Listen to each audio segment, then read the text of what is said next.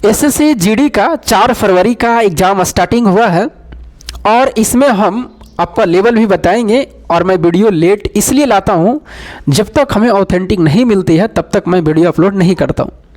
और ध्यान रहे जो रेलवे के बच्चे हैं इनका सिर्फ और सिर्फ जीके जरूर देखें जो पूछा जा रहा है, चाहे वो करंट अफेयर्स हो या जीके की बात हो।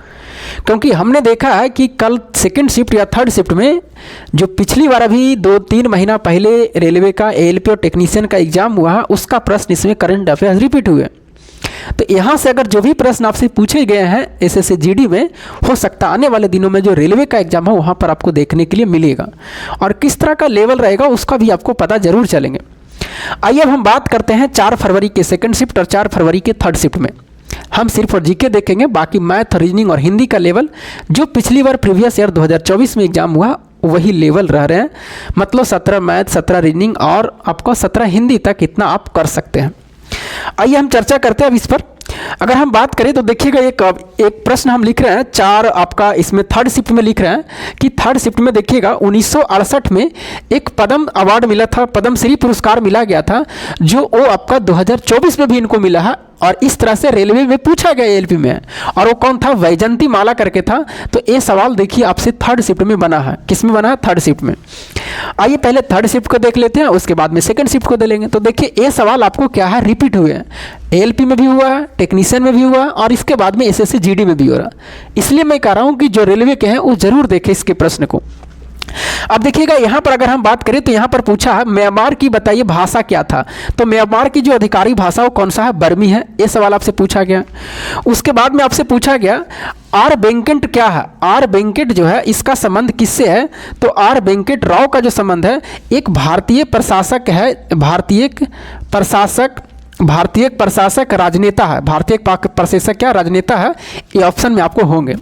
उसके बाद में अगला सवाल आपसे पूछा गया कि तमिलनाडु के बताइए तमिलनाडु के मुख्यमंत्री कौन है, यानी तमिलनाडु के सीएम पूछा गया। तो एमके स्टालिन है। कौन सा है? एमके स्टालिन है। और ये किस पार्टी से है? तो डीएमके पार्टी से। अगर पार्टी का नाम पूछा गया तो डीएमके पार्टी होंगे। इसका फुल फॉर्म होते हैं द्रविड़ मुनेत्र कड़गम करके। अगला आपसे पूछा गया कि बताइए बास्केटबॉल की लंबाई और चौड़ाई का अनुपात पूछा गया। तो इनका जो लंबाई होते हैं वो होते हैं 28 मीटर और इनका जो चौड़ाई होते हैं वो होते हैं 15 मीटर। तो ये आपसे पूछा गया था कि बास्केटबॉल के बताइए कोर्ट का जो आकार होता है वो कितना होता है। भारत के पर्यटन मंत्री पूछा गया था कि बताइए भारत का जो पर्यटन मंत्री है वो कौन है? तो गजेंद्र सिंह शेखावत है। कौन सा? गजेंद्र सिंह शेखावत है। ये आपके ऑप्शन में होंगे। उसके बाद में आपसे पूछा गया इसमें अनुराग सिंह ठाकुर के द्वारा फिट इंडिया मूवमेंट है। ये सुन लीजिएगा, नहीं लिखेंगे, लंबा है। अनुराग सिंह ठाकुर के द्वारा फिट इंडिया फ्रीडम 2 कब लॉन्च किया गया था? तो ये आपको 13 अगस्त 2021 को लॉन्च किया गया था। और ये सवाल देखिए आपको आने वाले दिनों में हो सकता बन सकते हैं, क्योंकि यहाँ पर भी और पहला जो फिट इंडिया फ्री वाला था वो आपका था कौन सा? नहीं, पहला 29 अगस्त 2019 का और दूसरा वाला है 13 अगस्त 2021 का। तो ये सवाल आगे बनने की उम्मीद रहेंगे। फिट इंडिया फ्रीडम 2 का लॉन्च कब किया गया था? 13 अगस्त 2021 को। तो ये सवाल आपका किसका था? ये सवाल आपका थर्ड शिफ्ट के था। जितने भी सारे 1 2 3 4 5 6 और एक बोले हमने 7 है। तो जो हमें सवाल मतलब मिला है वही हम बता रहे हैं, आलतू फालतू नहीं। ये आपका थर्ड शिफ्ट का है। अब आइए हम आपको बता रहे हैं। हाँ, एक और है राज्यपाल की शक्तियाँ से पूछा गया कि बताइए राज्यपाल की जो शक्तियाँ हैं उससे एक सवाल था, लेकिन इसका लैंग्वेज में था कि राज्यपाल की शक्तियाँ से। उसके बाद में हाँ और था इसमें आपको कि बताइए रुद्रदामन करके था कि रुद्रदामन जो है इनका जूनागढ़ अभिलेख कहाँ है? तो गुजरात के गिरनार पहाड़ी पर। गुजरात के कहाँ है? गुजरात के गिरनार पर है। ये आपको ध्यान रखना है। और इसको बनाने वाला रुद्रदामन प्रथम था। ये सवाल पूछा। फिर पूछा इंद्रधनुष की क्रांति का संबंधित किससे है? तो इंद्रधनुष क्रांति कृषि से संबंधित है। अब ये सवाल देखिए बिल्कुल नया है। क्रांति तो बहुत सारे पढ़े हैं, लेकिन इसमें पूछा इंद्रधनुष की क्रांति का समय किससे है संबंध? तो कृषि से है। यही सवाल आपको क्या है नए नए देखने के लिए मिलेंगे। 2011 की जनगणना के अनुसार वृद्धि कुछ पूछा जा रहा था, सबसे ज़्यादा कहाँ? तो मेघालय में करके आंसर उसने बता रहा था कि मेघालय की तरह से हमारे 1968 में प्रथम श्रेणी तो बता ही दिए। अब आइए आपका किसमें? सेकंड शिफ्ट में। आपका कहाँ? सेकंड शिफ्ट में 1 2 3 4 5 6 7 8 और लगभग 3-4 सवाल मैंने बोला है, मतलब 12-13 सवाल हम आपको बता दिए। अब आइए, क्योंकि सारे सवाल उनको याद नहीं रहते हैं जो हमें बताते हैं। अगर हम बात करें सेकंड शिफ्ट में, तो देखिए सेकंड शिफ्ट में जो सवाल बने हैं वो बने हैं, देखिए यहाँ का सवाल है, यहाँ का सवाल पूछने का तरीका मैच करेगा। देखिए यहाँ म्यांमार की भाषा पूछा है, यहाँ पूछा बांग्लादेश की भाषा बताइए कि बांग्लादेश की भाषा क्या। तो इसमें बांग्लादेश की भाषा पूछा है, और इसमें म्यांमार की भाषा पूछा है, और इसमें बांग्लादेश की जो भाषा होंगे वो क्या होंगे, कहाँ गया बांग्लादेश की भाषा, हाँ इस्लाम धर्म। कौन सा इस्लाम करके है, मतलब धर्म पूछा जा रहा था, या बांग्लादेश का राजकीय धर्म कौन सा, सॉरी धर्म पूछा गया।